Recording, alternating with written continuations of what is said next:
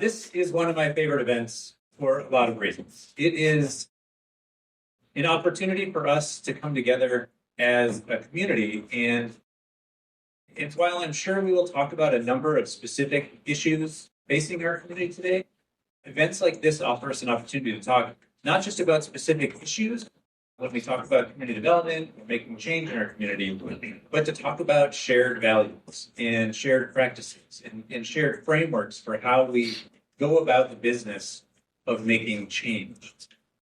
And that's important because even when the best intentions are brought by everybody involved, community development can mean a lot of different things to a lot of different people. And if we don't take the time as a community to come together around what our shared vision is, what our shared values are, what our shared practices and approaches are, the act of making change can have outcomes that are less than we desire. And in the process of that community development work, I think can end up causing a divide where there should be shared objectives, where there should be shared opportunities. And so I think at Zeitgeist, our contention, one of those shared values would be that any community we are working with, the community that we are serving, should be intimately involved in every step of the community development efforts that we are undertaking. Everything from strategic leadership roles to day-to-day engagement roles to the activities needed to implement and create change. And I think that throughout our conversation today, we're going to have a lot of opportunity to talk about that value and how that is done, best practices nationally and locally.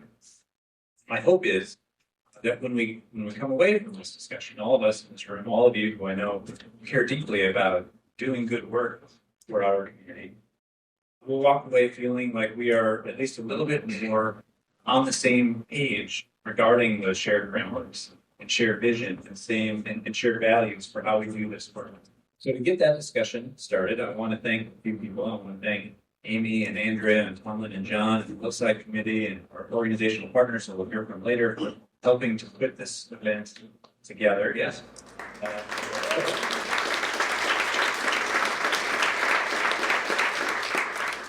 I want to thank Sean Mullen, the OG, the original creator of this event, for being here today, and to our mayors, Mayor Reiner, Mayor Payne. Right here. This involving the mayors in this annual event has been a tradition now spanning back, I think, more than a decade. And so it's wonderful that they're here with us today. I get the pleasure of introducing Mayor Reiner, Mayor of the City of Duluth. I don't know if I remember if I told you this story or not before. Years ago, we shared time on the Duluth City Council. When I came to the council, I was new. Roger had already been council for a couple of years. I would show up to every meeting nervous. My kids were sweating. I was trying to download years of information, these issues, in the hopes of making wise votes. And time again, we'd be going through a discussion with the administration, amongst counselors, and Roger would ask a question that I didn't even know needed asking, and I would say to myself, thank Roger asked the question. Finally starting to get my hands around this issue, and it made a big difference in my first 2 years. Processing everything that we need to learn to make those decisions. I appreciated Roger's commitment to the city then. I appreciate Roger your commitment to the city now, and I really appreciate you being here with us today. So if you would, join us.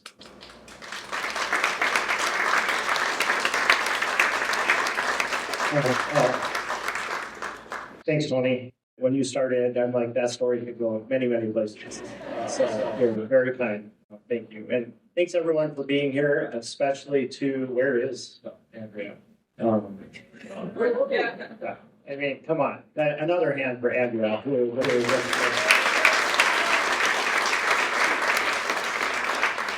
as we were trying to make this work and the Navy wasn't helping in my life, like tenacity is Andrea's call sign. So I'm very appreciative. And, Tony, how you framed the discussion today, and I want to make sure to acknowledge Commissioner Harlow's here, Councilor Tamanik, Councilor Mayo, I know is here, and I think Councilor Deputy is here also. So, Councilor Kennedy, sorry, I didn't see you, Janet. So you have half our city council participating in today as well. But Tony, the framework around the shared values, and I think that is so important. And, especially as we look from East Hillside all the way out to West Duluth, and we see opportunities to renew neighborhoods, and we see desperate need for housing, all types of housing across all income levels. And we see the opportunity, and I know we have a lot of leaders from our WeWalk and our non-motorized transportation advocates that are here as well. We see those opportunities for our built environments. How do we shape them? How do we create them? And then how do they live?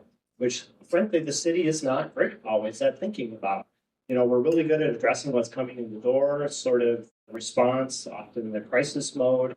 It's really, really hard to think 10, 20, 30 years down the road. But those built environments shape how we live and how we interact and move through our communities. And frankly, they shape the populations. Like, who do we invite to be in those communities for decades to come?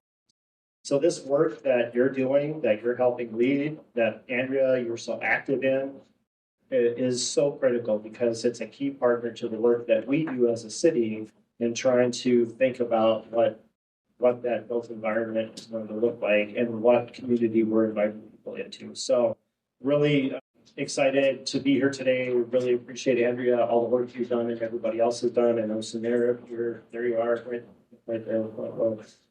And it's my great honor to get to introduce my elder statesman in this work of mayoring in the Twin Forks communities, Mayor Jim Payne from across the bridge. I was saying, we need to do more things where we come to Superior. We in Duluth, because we're kind of the big kid, often we end up being the center of attention. But one of the things I've made a priority is to get out of Duluth and visit our near neighbors, our partners in this regional work that we do. So Jim, I'm grateful every time you come over. My preference is always to have you go first as our guest and the more experienced of the two of us. So please come on.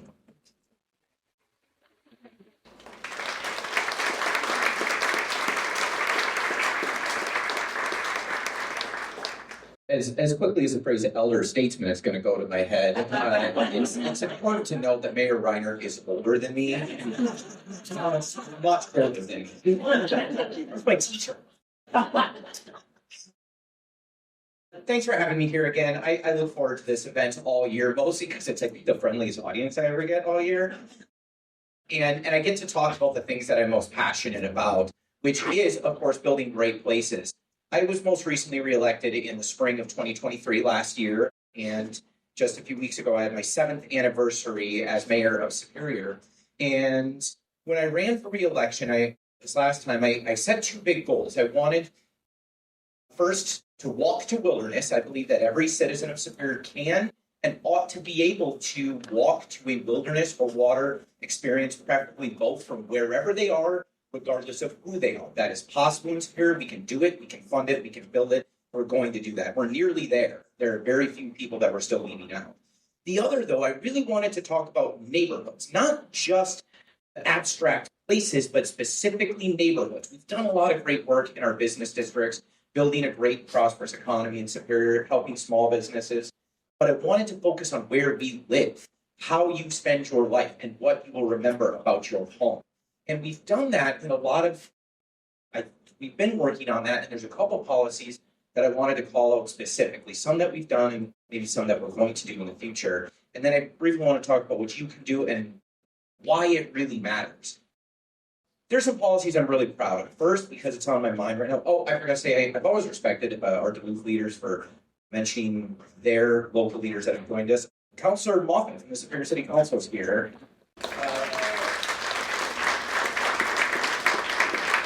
Lindsay Special, they rarely follow me over the bridge. They generally, that's a me. Yes, thank you. But one of the most recent policies that's on my mind a lot is just how many trees we plant in Superior. Hundreds and hundreds more each year from when I started as mayor. No, we just didn't plant trees. We barely replaced the ones that died, and we frequently removed them. Trees are such easy policy. They are easy They are cheap and they are incredibly popular because they build great neighborhoods. They build great spaces.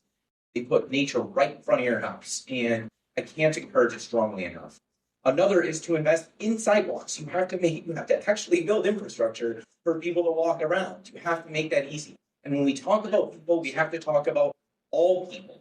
1/3 of our population are children. When we talk about bike policy or pedestrian policy, we typically think of non-conventional transportation.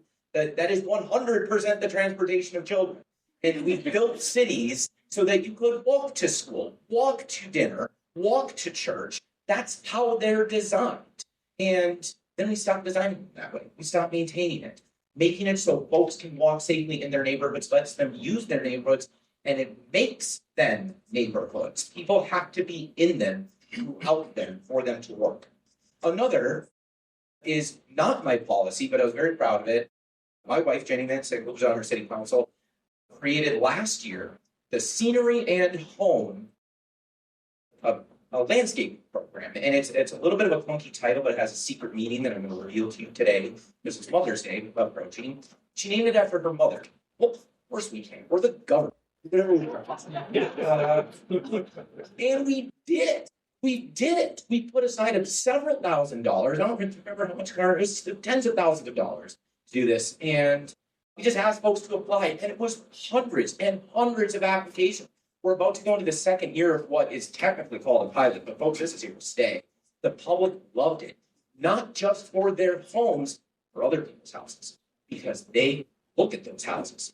The best part of my spring is when Mrs. Durst's flowers bloom across the street from my house. That's my neighbor. That's my home that looks better. And when we help folks that have lost the ability because of age or disability or income to really invest in their home, and when we help them do that, we're not just investing in them, we're investing in the places that we all live. Those are also, I wasn't going to bring this up, but Mayor Reiner complimented us on her park bathrooms recently. We've been doing that. We've been building a lot of bathrooms. Every park should have a bathroom because old folks got to go pee. And it makes them accessible. It makes parks accessible. And folks, they can stay longer in the outdoors. They can get to the outdoors if we meet their needs. And we've got to encourage them to not just come out, but to stay out. And so it's kind of dirty policy, but it gives people access to the outdoors. And it builds some real equity and access into our communities. Now, I was only told 3 to 5 minutes, so I should wrap it up. But I wanted to tell you, since we're not doing Q&A as far as I know, I would typically give a rule if we were, and I call it the 5th grade rule. And that's because every year I speak to every single 5th grader in the city of Superior, and it's a little bit frightening that the first 5th grade classes that I spoke to is graduating this year, and 7 years. But 5th graders, the 5th grade rule is because the 5th graders of my community are the most active, engaged, passionate citizens I ever speak to. When I ask for Q&A, all I ask is that you try and live up to the standard of these kids who will offer policy suggestions for cities, and they never stop. And neither will I. The teachers kick me out every single time. The 5th grade rule is try and live up to the standards of those children. You will fail. Everybody does. Nobody lives up to that. But they care about their community because I tell them at the beginning of the conversation that mayors are not in charge of our cities. City councilors are not in charge of our cities.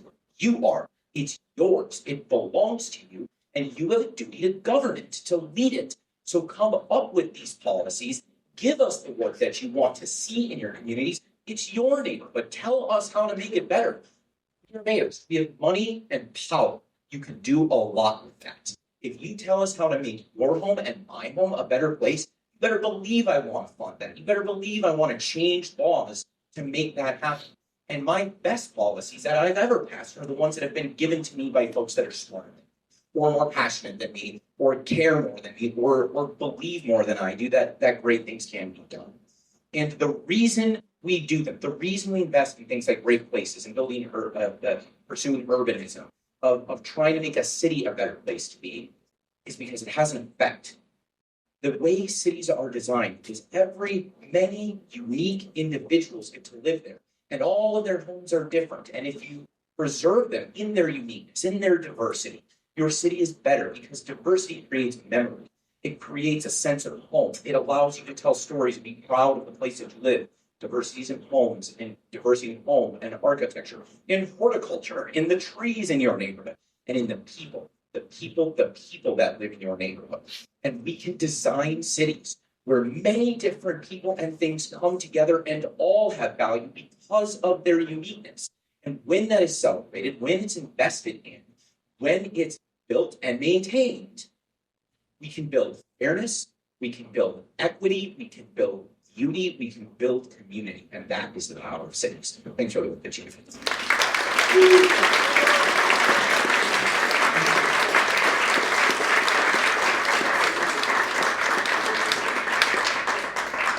Big thanks to our elected leaders for speaking, and again, those that are in the audience. I think you both have called out the importance of these types of conversations. And so it's also with a lot of gratitude that I think you all are joining us today, because it's the energy in this room and the different ways we're thinking about building community that are going to move us forward into the next phase in Twin Ports. My name is Andrea Krause. I'm the Community Development Manager here at Zeitgeist. It is my pleasure to events like this and others. And today in particular to introduce our keynote speaker.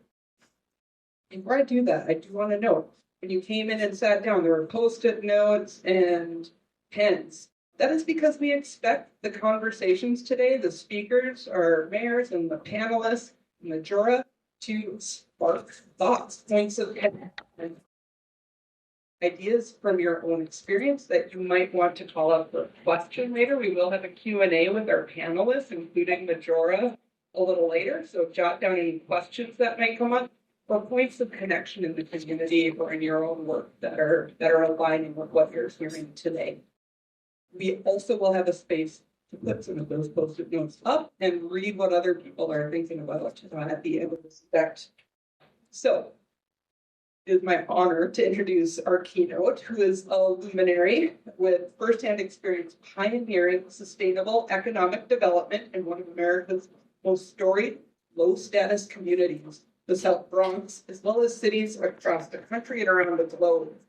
She and her teams have developed visions, strategies, and development to transform these low-status communities into thriving mixed-use economies.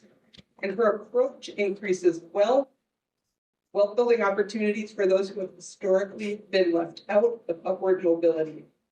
Her TED Talks include Greening the Ghetto, 2006, 3 Stories of Local Eco-Entrepreneurship in 2010, and You Don't Have to Leave Your Neighborhood to Live in a Better One, also the title of her current book.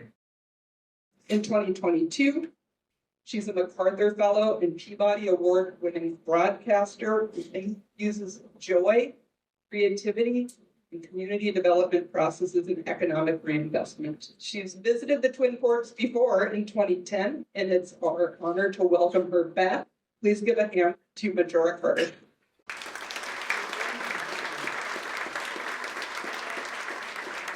So hello, Duluth. I'm sorry I couldn't be there with you. Oh, wait, I gotta do this. Sorry.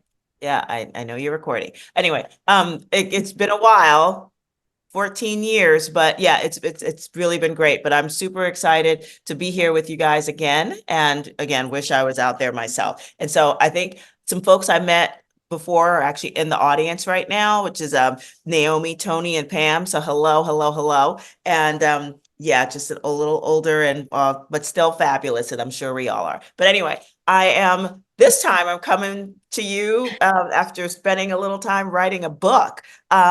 And this is it. It's reclaiming your community. You don't have to move out of your neighborhood to live in a better one. And what I did with this book was that I put my glossary up front because I really wanted people to know exactly what I was talking about when I was using some particular phrases, and because I realized that sometimes you think you know what you're talking about and what people are hearing you, and then they don't. So This is what I mean when I say it. So I use the term low status communities a lot. And, and many people hear that I often refer to them as the same kind of neighborhoods when people talk about things like, the neighborhoods that are considered, low income or poverty stricken or underprivileged, disadvantaged. There's all sorts of words like that. We use the term low status, that because status does imply that something larger is at work, that inequality is a well-established fact. And I think it's a little hard to argue with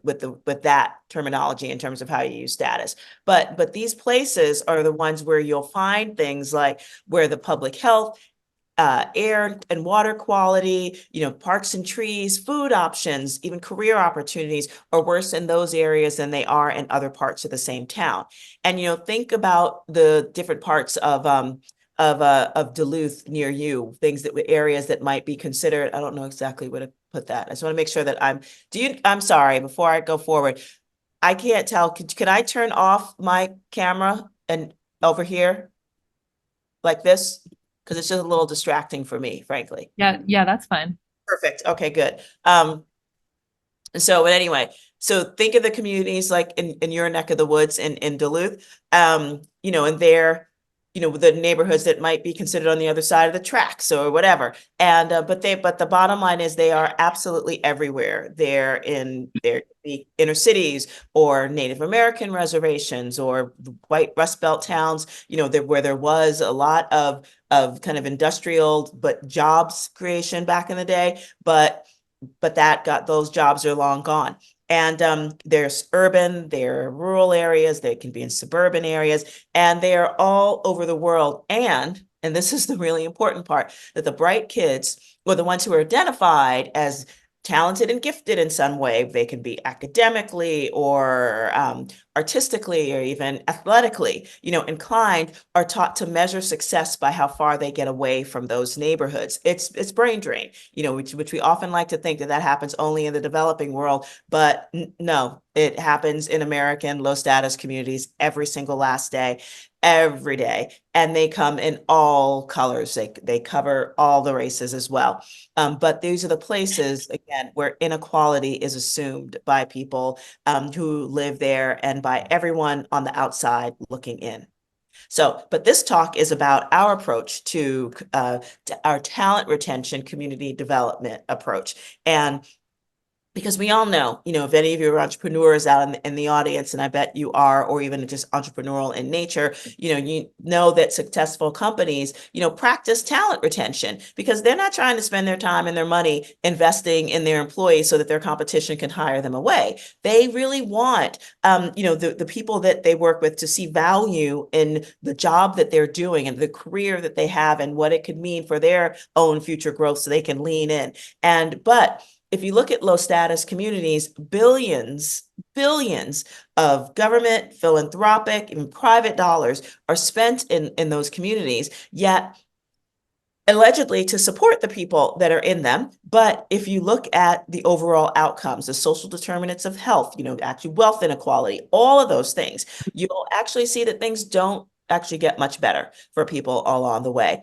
And for those that are supported through those, the talented ones, athletic, artistic, academic, et cetera, we're not really doing a whole lot to retain those people in those same communities so that they can in turn reinvest themselves in those communities, or that we could even learn from their example or be inspired by them or anything like that.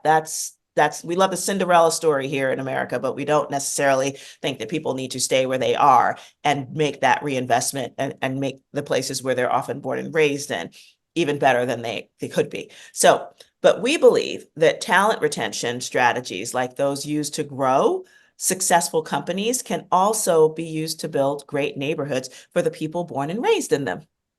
Period. So my hometown is the South Bronx and in New York City. And it's the kind of neighborhood that honestly, when one would think about it, if they learned about it in particular in the media, or even if they're born and raised in those places, one would say that we had more of a talent repulsion strategy. So, second. Why is this not working? Hold on. Oh, that's why. There we go. So, This is the corner, one of the corners that I walked by on my way to get to the subway, which took me to one of the best high schools in the country called the Bronx High School of Science. Lots of Pulitzer Prize winners, Nobel Prize winners, not necessarily Peace Prize winners, would come, came from this place, and especially in the early, part of the 20th century, going all up to present day. And so, but for me, this was the early 1980s. This is when, this is a very different area from the neighborhood that my father moved into back in the early 1940s. This was a crack house growing up. But this is what the thing that my dad moved into was a part, he was part of that, and my mom as well were part of that great migration of Black folks, moving up north. From down south, escaping domestic terrorism and, Jim Crow, all that stuff. And so looking for their great American dream. But other folks, Black folks from down south and Black and brown folks from the Caribbean also, followed suit, coming up north, also looking for their great American dream. White flight happened, as did the highway construction boom. Again, none of these things are particularly unique to the South Bronx, but we got to see them in a very concentrated area. So this is the Cross Bronx being built. Literally, it looks like a big gash going through the community because it literally displaced, homes and small businesses that were in its path, just to make room for cars becoming king. Redlining was another thing actually created by the federal government, which then supported the banking industry to openly discriminate against people, in particular starting with Black folks, but essentially to make it so that it was financially just not going to happen, where it being Black was considered a blight on communities, and the areas where they lived or wanted to invest in were the places where it was harder, if not impossible, to get loans, for that work. So again, when my dad moved to the community, one of the first Black men there, or Black families there, it was predominantly, white, working to middle class, but then there was a walk to work neighborhood. So people would literally come, be able to walk from the residential core down into the light industrial section. Once, because of the financial disinvestment, that redlining and all the historic discriminatory stuff that happened within the banking industry, those kind of businesses left. The only thing that took its place, for the most part, was the kind of noxious infrastructure, waste facilities and power plants, those kind of things that the city needed. But of course, you're not going to put it, where wealthy or even middle class white people live. You're going to put it in where there are more Black and brown people showing up. And this is what, the neighborhood basically came to be. And that's around the time that I came in. At this point, I like to refer this to as a very early networking opportunity that I was in. I was on the phone. I totally remember this photo, and when it was taken, I was talking to Santa Claus, telling him, I'm here with Easter Bunny, and I've been a really good girl, so you should hook me up come Christmas. But this is what I grew up with. This is the years of financial disinvestment, and literally no kind of financing coming into communities for mortgages, for redevelopment loans, or whether on the business or the residential side, made it so that landlords, and coupled with the fact that the buildings at that point were all way pre-war buildings, so all 100 years old, at least most of them, and so old buildings, not getting any kind of financial stabilization coming in to make them whole. And landlords were torching their buildings to collect insurance money. So, but to see this was a really, sort of troubling time. We lost about 60% of the population in the Bronx during, the years from the late 60s, to the early 80s, actually, all because of this kind of, wholesale, financial discrimination that we experienced, and the highway construction booms and all of that stuff.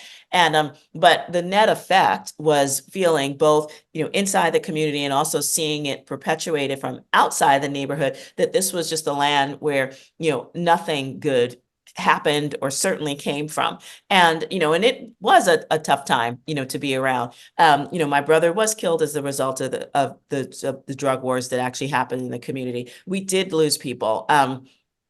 But it was also kind of amazing, because for those of us that were there, like my family owned our home, and the house was practically worthless. So where could we go? Which was no place. And so we stayed where we were. And it was in that home and outside of it where the people that were left in the community did have to galvanize around each other. And it was definitely a community, and we did play in the streets, stickball and Skelsey and all sorts of stuff like that.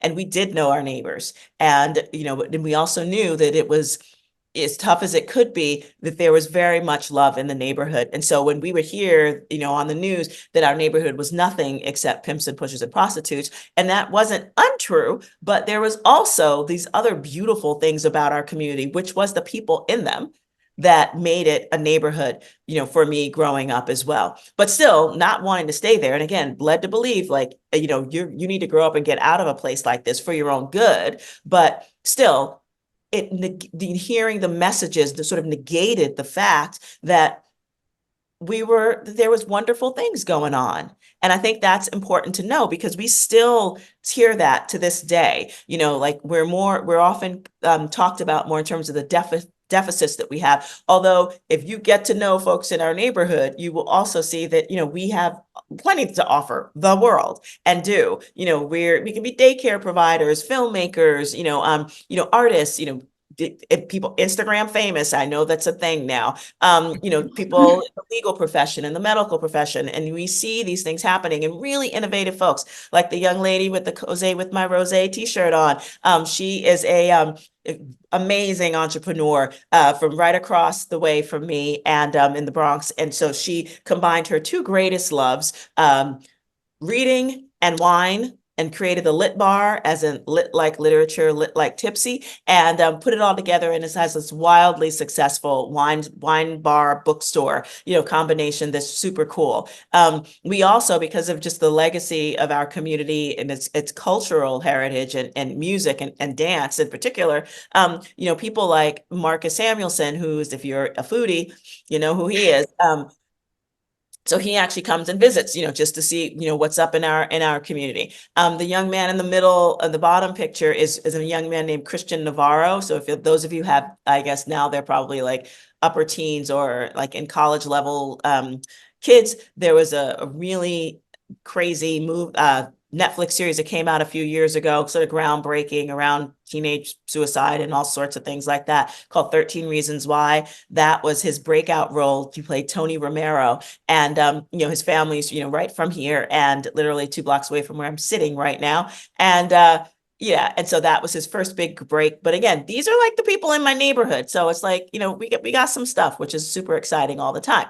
So, but again, if we're led to believe that we don't have much here, then that's what we take with us and we internalize it. Like, for example, we have one of the most I think a beautiful thing that's been happening in our community is that this was just before the pandemic. I don't know what the stats are right now, but prior to that, the young people that were, late high school age, we had more kids actually graduating high school and going to college than we had in the 30 years prior. So people, everybody who was following it were delighted that we had this kind of thing going on in our community. So which is true. But this was when we started thinking about being a community developer as well. And so what did we do? Since my background was actually in environmental justice solutions and needs assessment and trying to understand that, we decided to do needs and aspiration surveys, just to find out what were people thinking about, what was the community they wanted to have. And so, of course, a big portion of the people that we spoke to and did hundreds of surveys with were young people, of that age. And so we would ask them, so what do you think the community needs now? And they would say, oh, well, the neighborhood needs more affordable housing for really poor people and homeless shelters, because that's where they're going to end up. And then we also need things like more health clinics, because everybody's kind of sick, with diabetes and obesity and heart conditions and things like that. And then we need more programs for the kids to keep them out of trouble, even though they weren't much older than the kids they were talking about keeping out of trouble, which I thought was cute. But then we would ask them, so you're on track to graduate, go to college, or you get yourself a great career. Are you planning on coming back, here? And they would look at me like, what? No, now you're the one on crack. Sorry. Because no, why would we do that? Like we have a future that's worth looking forward to. And you can't do something like that here because all the things they mentioned that our community needed, and all it really desired to them was that they were led to believe that that's all it ever could be. And therefore would never match the aspirations, of people that had something to look forward to. That wasn't telling, I don't know what was, but the thing is, of course, that's what they believed. We've been sort of immersed, communities, low status communities like the South Bronx were immersed in this idea that poverty would always be with us, practically as if it wasn't in our DNA, it was part of our culture. And we saw the way the community was planned over the course of all of my, professional career in working in community development, and that it was almost like you planned for poverty in everything you did, from a built natural environment, the whole shebang. And it's almost as if it was worth something. It was part of neighborhood preservation. But when we did, again, continue to do, our surveys and the essentially market research to understand what people wanted, we wanted to ask people like, well, do you think it's part of the culture? And you didn't ask, things like, is poverty a cultural attribute? Because that sounds really policy wonky, but you could like ask many different questions in many different ways about what is the community that you desire? What are you looking for there? And guess what? None of the things that were readily present in the community that all those kids talked about were the things that they looked for in their own community. In fact, they weren't even the things that they literally took their hard-earned money and would go leave the community in order to experience. So it was the cafes, the coffee shops, the restaurants, family and otherwise, bars. They wanted housing that matched their income because if you look at the way development happens here, all you're really finding are things like only affordable housing for the very low income band, exactly what these kids talked about. And they wanted to be inspired by people like them, which for them, it was the strivers. It was the ones who looked forward to like building things, who saw themselves as being, as having some kind of talent to offer. Many wanted to get paid for it, felt like they could contribute something. I mean, it was all of that. And yet they felt like they weren't able to get that in their community, which is why they would often take their money, their beautiful talent, and walk out the neighborhood with it. And sometimes they would walk far enough and they would stay gone. So, but when you think about, the way that development would happen in low status communities, we would see a couple of things. One, only two kinds that would happen. One was like gentrification leads to displacement, or sometimes vice versa. And there's a whole lot I can talk about that but I won't right now, just sort of lay it out there. But the other kind is something we call poverty level economic maintenance.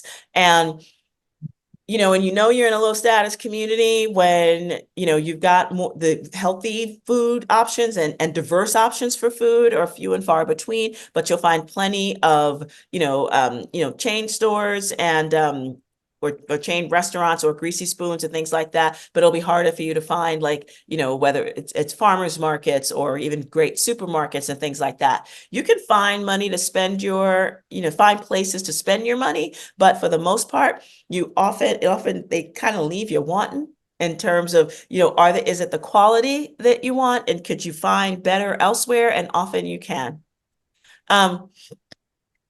Look, I like a bargain as much as anybody else does, but if you're in a low status community when dollar stores are your main retail option.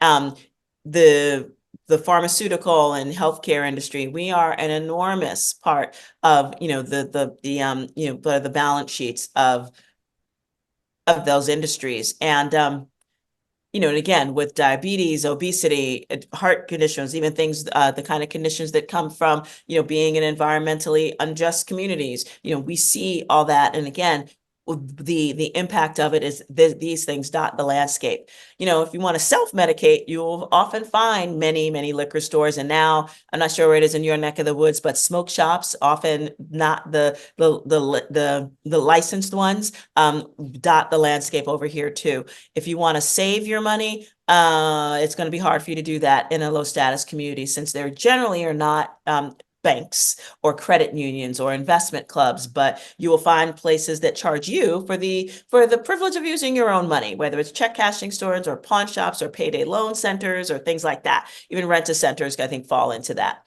And last but definitely not least, what you'll find, on the development side is, on the real estate development side anyway, is an enormous amount of very highly subsidized, quote unquote, affordable housing for generally the lowest income bands. And before anybody starts to think, oh, this child got some serious issues with the things that poor people might find in their communities. And the bottom line is that I do, because when you take all of these things together and you concentrate them in one area, what you do is you do concentrate poverty. And yeah, I do have a problem with like the poverty that we experience in this country, especially when you concentrate poverty, you're also exacerbating all of the social determinants of health that everybody's always talking about, trying to deal with everything from, low educational attainment, higher rates, poor health outcomes, higher rates of police brutality, and just all of that, and then some. Lower property values, lack of, faith in our systems that are around us, even the community systems that we exist in. And then we wonder why things aren't changing. Yeah, so I have a problem with poverty level economic maintenance real estate development, which we see, so often in low status communities. And so, but that is one of the reasons why we're just like, we need to see a little bit better. Oh, but a note on the whole gentrification thing is that, people will think, many folks will say, well, whoa, but if these neighborhoods get like too nice, for us, then there's a problem. And I'm gonna tell you, I do not believe that gentrification starts to happen when you start to see, things like doggy daycares or, cute cafes in neighborhoods you didn't see them before. Gentrification really starts to happen when people in low status communities don't see the value of their own communities. Literally, I'm talking just straight up economic value, which then translate to the actual sort of spiritual and emotional, and community pride values that are placed in them. And that's why, and frankly, the predatory speculation market knows that full well, which is why many folks will sell their property in these areas early and cheap, thinking that people who are buying their houses are the stupid ones for wanting to even take on something in those neighborhoods. And this is happening all over the country. And it's mind boggling. Like, these are actual notices that I've gotten under my door. Now folks are just like calling straight up. I don't even understand how they do it, but they do. And just like lowballing me, like thinking I don't know the value of my home. And the thing is, they're not wrong, because most folks in our communities don't know, because we've been led to believe that somehow or another these communities lack value, because that's the way we've been, led to believe in the neighborhoods. So, but this is one of my favorite, slides, because when we would see these kind of things up in the neighborhood, we would literally take them down. And so when we posted about it, a colleague in Baltimore wrote back, yeah, she gets these solicitations, from her, in her house, and she literally has her, like, I think it was her 8-year-old daughters, calling them up and just saying, get your hands away from my inheritance. It was like, that's where we need to be in low status communities. But, we've lost so much of that wealth that once was in our neighborhoods in the form of, of property, and we keep losing it day by day. And, that's what happens. But this talent retention strategy that we use, it is about, we put beauty at the top, because that's what it is. We want the kind of high quality built and natural environment that is soul soothing, that makes people feel like where they are is worth being in. And it promote community, but not necessarily community centers, because often when we see development, especially in like some of the highly urbanized areas that we work in, we'll see they'll be building things like a community center, in order to increase the amount of housing they can build build, or units of housing they could build. And often these places are not the thing that anybody wants to go to. Sometimes they're in basements, with no natural light. And it's just like, that's gross. So we don't want more of that kind of nonsense. But if you have, community centers that are literally the third spaces in neighborhoods, Parisian cafe culture is like the perfect example. It's a third space where it's neither work nor home, but you build community by those sometimes intentional, but often unintentional interactions that you have with people out and about. So that's really important. Quality housing of different levels of affordability, because I think even the word affordable is not really just tends to mean like very low income. But I'm sorry, there are people, middle class folks that, or on the spectrum, there's a lot between like luxury housing and, and homeless shelters. But we act like that's not really the case. And that drives me insane. Nobody wants poverty kind of like, being considered part of their culture. It's not. There were real decisions, regulations that were made that created the kind of poverty that exists in low status community. And we just need to like take that seriously. So remember this crack house that I walked by when I was a teenager on my way to get to school. One of our first projects, in the community development front was to literally transform that into a cafe called the Boogie Down Grind, because hip hop, which is and its birthplace is in the South Bronx, is our how do you call it? That is a part of our culture. You're all welcome. It is like a huge cultural export, but we generally haven't had much the community itself hasn't had much to do with actually retaining and benefiting from it. So we sort of dedicated this cafe into this sort of like a place that's dedicated, especially to the classic hip hop days. And it's become this beautiful spot where people tend to do things like open mics or poetry readings, book signings, credit repair workshops, you name it. But again, this is the place where people come and hang out and really enjoy the space where it is. But if people do believe that poverty is part of the cultural, of our community, then what we've discovered is that there will be some folks who believe that, oh my goodness, maybe this is something that is bad for us to see. A coffee shop, it's usually a harbinger of gentrification. And so we were actually protested, a couple years after we opened. And so this is like a little example of it. I'm selling out the Bronx one coffee at a time, and I'm really evil for building, capacity, a coffee shop in my own community, even though we know our data told us people were literally leaving the community in order to get it.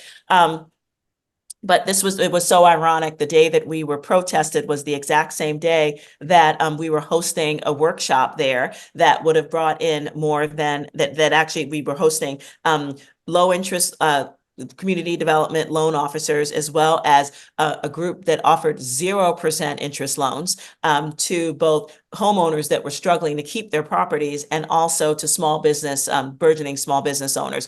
And so it was kind of ironic there. This was actually, her name is Sulma, and she's a Honduran, second gen Honduran in the community, and her husband's Jamaican, and they were some of the first local investors in the Boogie Down Grind, which is super exciting, to see.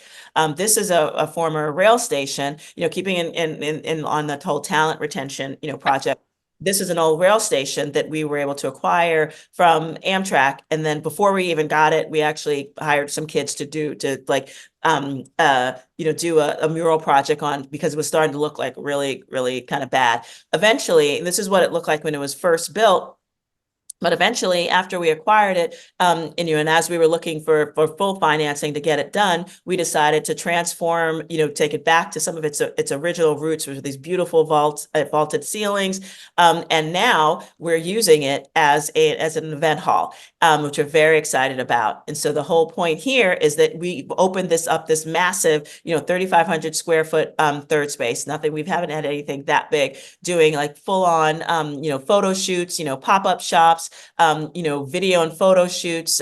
This is Malik Yoba, who is a Bronx-born actor who did a series called I Build New York. It's an educational film series about real estate development in New York. And I was actually featured in the very first episode. And so the world premiere was at our spot called Bronxlandia. It was this place was designed by Cass Gilbert. Actually, he's from Indiana, but just a really, America's first architect, actually, which is sort of cool. But, TEDx's, just Tarana Burke, hosted with her second book when it dropped as a paperback. She did the book party there. We've had pro wrestling, which was super cool. So you can see it gets a lot of different kinds of use, and this is what it's going to look like as we go forward.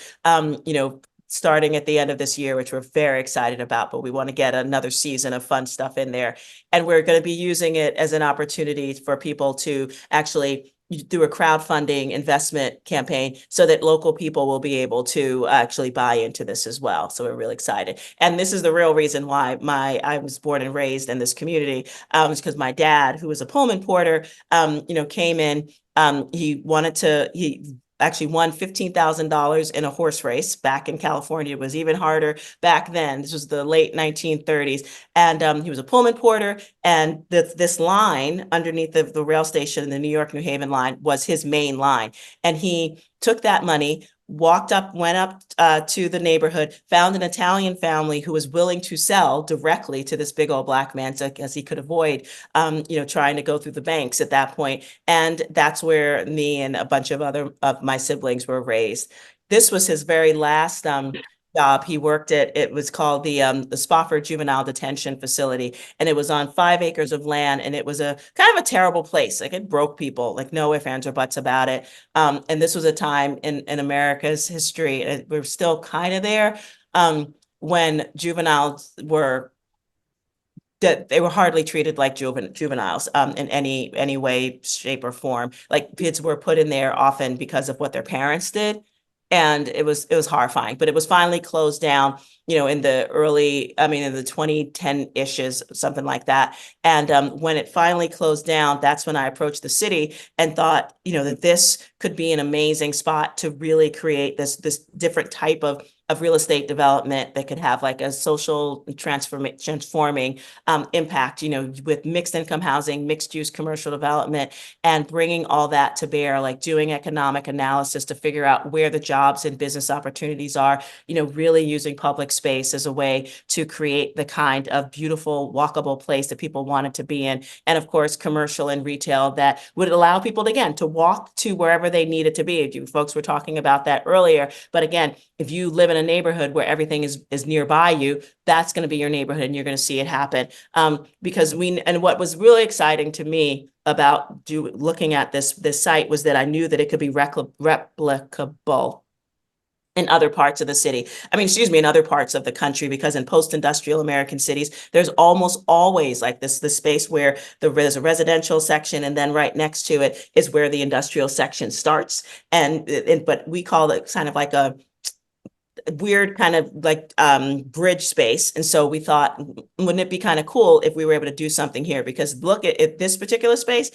It's where, frankly, it didn't get a lot of love in any case. And we knew that, frankly, because it was sort of lonely at the back end of the residential area, it was the kind of place that was known to be that. So truckers would go and pick up a prostitute there. But imagine if you change the ground plane, you would see something a lot different, with entrances, to, the kind of industry that had 3 shifts, entrances to schools, entrances to, cultural spaces, et cetera, all that kind of good stuff. In housing, we wanted to raise the bar for what passed for real estate development back in the day, and really just show that, no, you could do with this kind of stuff could happen everywhere. And so we put together this amazing team. We had more, women and people of color owned firms as equity partners, in the proposal that we submitted to the city when they finally did a request for proposals.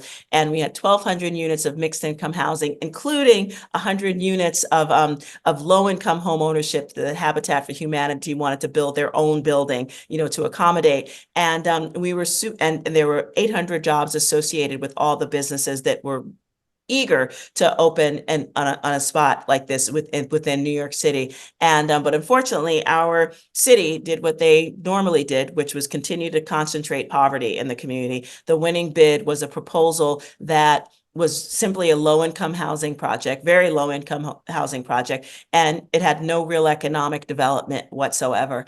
And it was a real sort of sad day, I thought, in the city's life. I mean, but I suppose I shouldn't have been surprised, but that was the whole point. Like, they looked at our community as just like this sort of like, stew of problems that were never really going to be solved, as opposed to what we could be if we built the environment to make sure that that happened. And I love this quote from Dr. King, that I love closing with it, because it shows that we need to be impatient, and that we can be.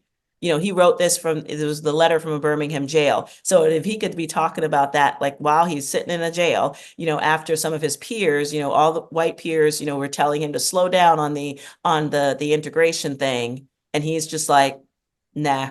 And I think we can do better, and we can, and we really can. And so that's why it's like, when I think about all the stuff that we've been working on, where we came from, like in this community, I work around the country, and I'm super excited, about the ability to have been able to share a lot of this work going forward, because we don't have to like sit and just because it's been done in the past, we got to keep doing it that way, because those are monuments, frankly, that should be torn down. If we think that the only thing we can do in low status communities is to like manage them into a lull, into thinking that that's all they're ever going to be, or we can actually recognize that we can create the infrastructure to allow people to show that you don't have to move out of your neighborhood in order to live in a better one. So thank you.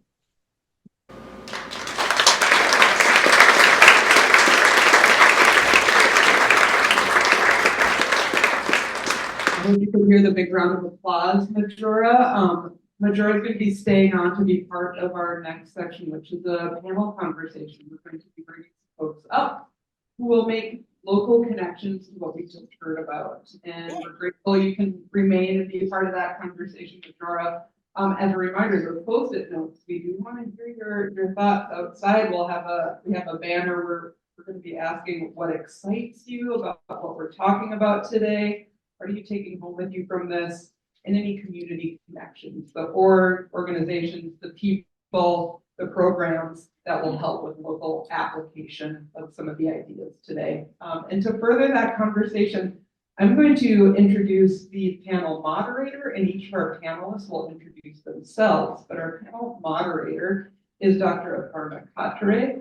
She is the Associate Professor of Cultural Entrepreneurism at the University of Minnesota Duluth, and the co-founder of the First Ladies of the Hillside. She works with students, community members to develop the programs and build leadership and entrepreneurial expertise among people in low status communities. So let's welcome up Aparna and our panelists to the stage.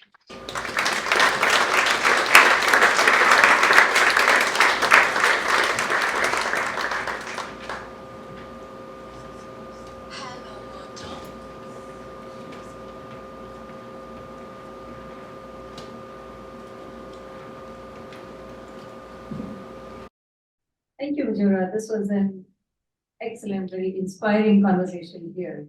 I really enjoyed listening to your talk. And before we get to the panel, I just want to say a couple of things that I took back from your conversation here, which is the notion of solving community issues and all these wicked problems, quote unquote, wicked problems that we have. The notion of what is it that the community really wants, and what organizations, individuals who are involved in development think they need. This huge gap, and really you highlighted that gap. And thinking about how do we create the environment in order to really retain talent, and the notion of talent retention and thinking about community development, talent retention strategies is just so different, I think. Having spent a lot of time in the corporate world, I think it makes so much more sense that we should think about talent retention strategies and approaches to happen in our neighborhoods here. So I guess you have shown through your examples of how talent retention is happening in your community. We get to know a little bit about the work that's being done in the community in this context. So I would just like us to begin by introducing each one of us here. Very briefly, tell us who you are, who you work with, and who you work for, and we'll just go from there. I have a few questions to get us started, and then we'll open it up for the audience here to ask questions to the panel and Majora as well. So over to you. You can start from here. Hey everybody, my name is Sumer Sheikh. I'm the Executive Director of LIST Duluth. LIST stands for Local Initiative Support Corporation. And the name really says it all. We really want to uplift locally led initiatives, pool resources that meet the needs of locally derived issues and challenges, and really support them along the way, and the institutions that are also part of those solutions. So that, in my mind, we do that through capacity building and access to financial resources, and within the areas of economic development, housing, and family income building. Thanks for having me here. I'm Tiffany Fenner. Not only am I an engaged citizen here, I also live in the Central Hillside neighborhood with my 3 kids. And my community work started with the First Ladies of the Hillside, which is a local grassroots group of women that came together during the pandemic to empower each other. And that's one of our key initiatives is Food Forward, which we are aiming to address the healthy food disparities in the Hillside. And that work led me to Zeitgeist Healthy Hillside leadership team, where we really are the voices of our community. And Zeitgeist, as an artist, Zeitgeist has given me the tools to really facilitate co-creations and visions with the community. So I get to help individuals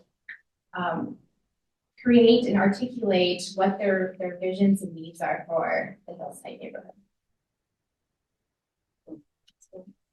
Well, I mentioned my name earlier, Tony Cuneo from Zeitgeist. I think it's neat, Tiffany, to hear you talk about Zeitgeist that way in co-creation. I think, obviously for people that don't know Zeitgeist, we also play movies and produce theater and display visual art. And so we're always thinking about the stories that we tell and the stories that get told in our community and what that says about the values and priorities of our community. Whose stories get to be told, whose stories are amplified. And I think about that a lot in our community development work as well, and how important it is to be telling communities stories. I'm sure I'll get to it, Majora. There's so much to sort of talk about in what you introduced today, but one of the things that really struck me was that idea of beauty being at the top of the list, and how much work we have put into it, how hard we had to argue that when you step outside your home and you interact with the neighborhood, the type and style of public investment tells you a lot about what your public leadership thinks about your neighborhood. So they are investing in trees, if they are investing in beautiful streets, if they're investing in sidewalks, if they're thinking about the impact of public infrastructure. That tells you that you are a valued member of our community, and vice versa is true as well. And, so to see that at the top of the list, I hope gives us all more permission to talk about it. Thank you so much. Thanks everyone for having me too. My name is Jacob Bell. I'm the Executive Director of Family Freedom Center in Central Hillside. Family Freedom was founded in 2018 as the first autonomous Black organization in town. We work for the Black community and build things for the whole community. I want to say thank you to our keynote for sharing everything. Honestly, I'm pumped. The idea of the retention of talent in Hillside is something that we think of a lot in our organization. There's a lot of talent in our community. There's a lot of talent in our neighborhood. I think one of the things that we could do more of is not just fostering that talent, but also getting the opinion of the people with it. with the talent. As we build community and as we work as an organization and as part of our group here, to build the type of hillside, the type of neighborhood that we want to see, I think it's very important that we bring the right people to the table for those conversations. And that's really my job at our organization. I'm the spokesman for my community. I'm the spokesman for our organization, but I'm also the scout. I go out and scout the talent within the community, and we're putting together some groups. We're still young. We've been around since, like I said, 2018, but we're doing a lot of work in our community to build it up and to build from within. And in order to do that, our number one priority is really strengthening the self-sufficiency of our families. What that means is focusing on every member of the family, every generation of the family, from the babies all the way up to the elders, to make sure that each member has the support that they need to contribute to the success of the family as a whole.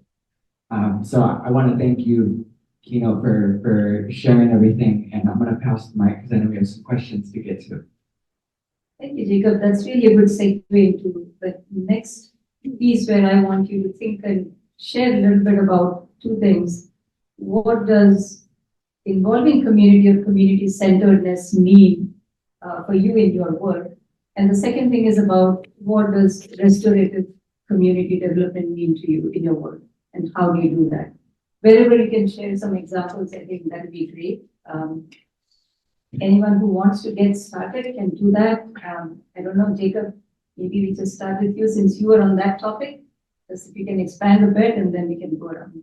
Absolutely. I'd like to talk about the restorative community development piece first, just because I feel like we don't do enough restorative conversations in this town. I've lived in Duluth for quite some time, and we work with a lot of families on the hillside.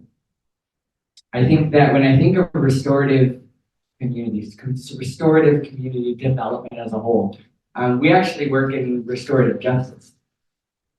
The first thing that they teach you in restorative justice practices is there has to be an ownership to fault, to harm, to the fact that wrong has been done. I don't think we spend a lot of time on working to heal as a community. I think we're very quick to jump in and say, hey, I'm here to help. I'm here to fix it. And I think even us as nonprofits, as organizations, we do a lot of that same work because we're so focused on the problem and making the improvement to the problem that we oftentimes skip the most important step, which is the recognition of the trauma that exists in our community. We work to do that as an organization. And as we start to build the community that we want to see in the neighborhood that we want to see, I think it's very important for us to acknowledge the trauma that's happened in our communities. And that trauma can look like a lot of different things. I think for our neighborhood in particular, that trauma is a lack of attention, a lack of support, and kind of a neglectful history that has affected Hillside for generations of understanding that while there are talented people in this community and people that have, been able to make it out and go and do great things, that often is the motivation in the neighborhoods that we serve, is that to make it out mentality.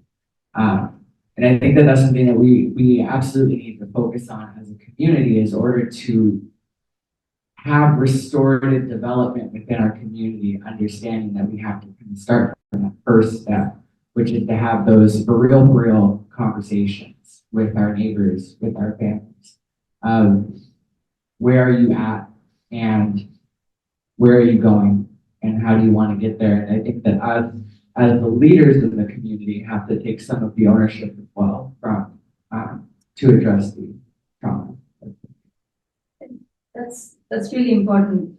The explanation you have given in terms of the hillside community and restorative development justice.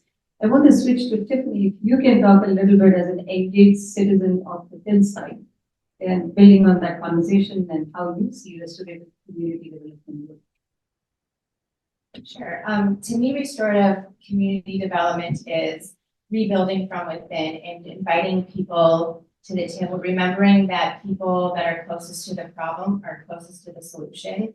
And by inviting them to the table, I really mean by going out and bringing the conversations to them, removing those barriers that prevent people from engaging, and really involving them in all areas of the development, identifying our leaders within the community and offering support, education, and training so that they feel confident and empowered within themselves to go out and continue to having conversations. And I know that both Zeitgeist and this, you operate at a different level in terms of at the community scale. So if the two of you maybe can start to simulate what you do. Yeah, thank you. I think, as Jacob said, it's important to recognize that historic context. I think the context does matter because that has brought us to where we are today with the different statistics and disparities that Majora hinted at, not even hinted at, clearly stated, and that we're seeing. And so I think it's really important to really ground ourselves with what has happened to bring us to this point. And with only that recognition, I think we can truly do some empowerment work. So how we do that, I think, is through these partnerships. And Liz kind of works in an interesting way, and we are this intermediary where we have a pulse on the ground, but also a pulse with institutions that are at different levels. So we have one foot in one world and one foot in the other. And I think that's an important thing to think about in these conversations when we talk that understand a wide array of things. And so we have to be speaking that same language too. So I think we, as an organization, put ourselves in this messy middle, and it's for good reason to be able to amplify those voices on the ground doing the work, and be able to translate to important stakeholders that might not know that. So Majora talked about that, really, like putting that glossary up in the front of her book. I think it's critical. I might be coming from culture A, you might be coming from culture B, and we might not talk about that. And until we actually open up our rule books and talk about our lived experiences, where we came from, and where our frames of reference are coming from, we can't co-create and create rulebook C. And I think I'm seeing that more and more now. Jacob talked about this restorative justice approach, and I do think that the process is important to incorporate in many more discussions. Some of the things that we have been exploring are how can we collaborate public, private, philanthropic resources to solve these problems. And again, as I mentioned, technical assistance is huge, and that looks like meeting people face to face and being able to provide culturally responsive assistance to folks that are looking for loans or looking to think about home ownership. So I commend the work that our folks are doing in partnership, like One Roof I know is talking to Family Freedom Center, is talking to ACO to really bridge what they do best and meet the needs of specific parts of our community. I'm going on too long, so I'll let Tony speak now. Well, I can keep it quick. I mean, yes to everything that's been said. Maybe I would just sort of lean into the first part of your question, Parna. And you said it well, right? Sometimes there's a gap between agencies and organizations that want to do good and the vision of the community themselves in which the agency is working. And so we just have to, I think, continually prioritize authentic community engagement, authentic input, and that means integrating community members at every level of projects, always center their stories. And and then we can find the best marriage of best practices and local vision. One last question. Majura, you talked a lot about deficit mindset versus strengths and assets in the community. So a question to all of you in the panel, or anyone can answer, is what are some cultural, social assets you see in the community that are still untapped, or there is a lot of potential that we can tap into? Maybe Tony, you want to start with your work, what you see? Sure. Although you mentioned Majura, should we offer Majura a chance to? Oh, I was just building on what Majura said in terms of the fact that strengths-based development is kind of really important looking. So I wanted to hear from the panel as to what you see as the strengths in the community that present potential and opportunity for us to leverage. Sure. I mean, there's so many, and I think each one of us would probably give different answers. If we're talking about the hillside, and I know from our own community engagement work that we do partnership with it on stage here. Hillside is probably the most diverse neighborhood in Northeast Minnesota. The residents of the neighborhood see that as incredible strength. I think there is a community design component that means it should be one of those communities that people of all ability levels and all ages can walk to work, can walk to see social interaction with friends, can get to different places. It is built like an urban environment in that way, and yet in the loop we have this amazing access to lake and trails. And then of course the hillside is adjacent to our economic center downtown, the economic centers throughout the hillside that again should provide amazing access to every resident in the hillside for jobs, food, all the things you need to live a life.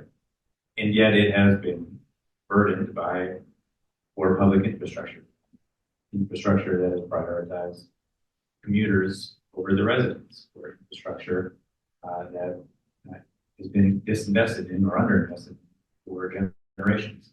And so we have these strengths at our fingertips. And I think it will take the right kind of investment, the right kind of storytelling to unlock those strengths that would. You want to add? Absolutely. I mean, Tony said it all.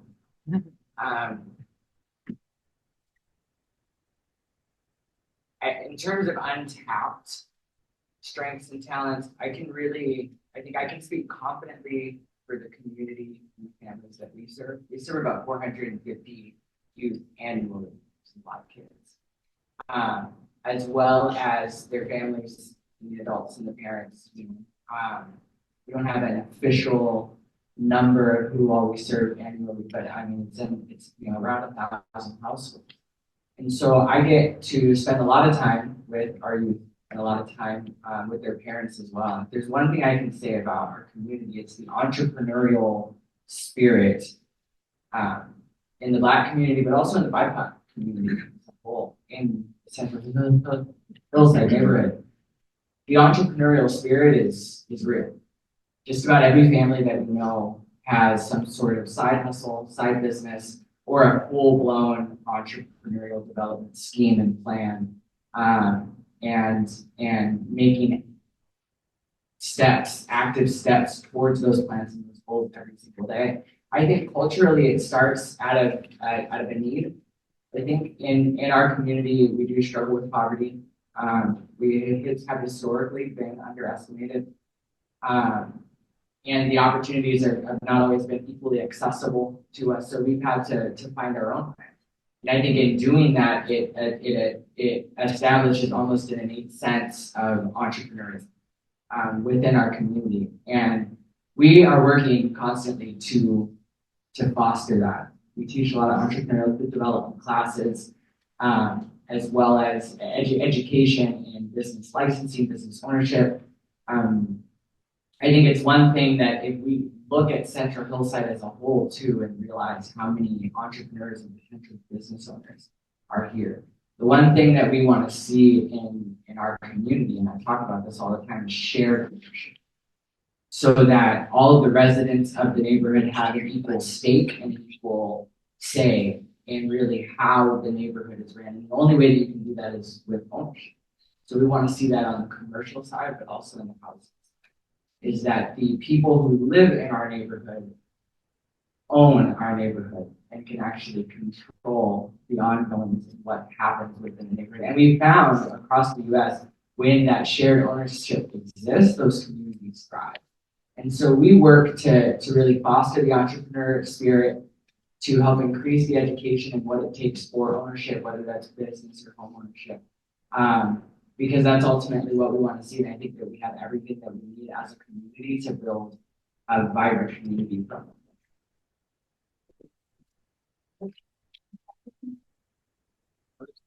Kind of build on what Tony and Jacob were saying. I think that the untapped potential is huge.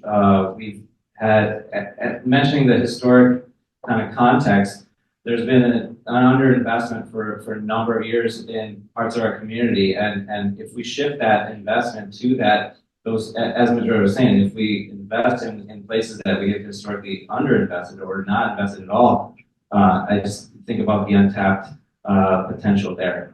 So within housing and economic development for sure. I think we have an opportunity coming up with the investments that are coming into our downtown and hillside neighborhoods with we have major healthcare institutions that have built billion-dollar hospitals, and we have another one that is merging with a larger healthcare system in St. Luke's and Aspires, and then we have Essentia, right? And we have an opportunity between the Armory and the Depot going in that direction, and then from the lake up, to 8th Street, 1st Street corridor, 4th Street corridor, a huge amount of economic development opportunity within those places, and obviously housing potential.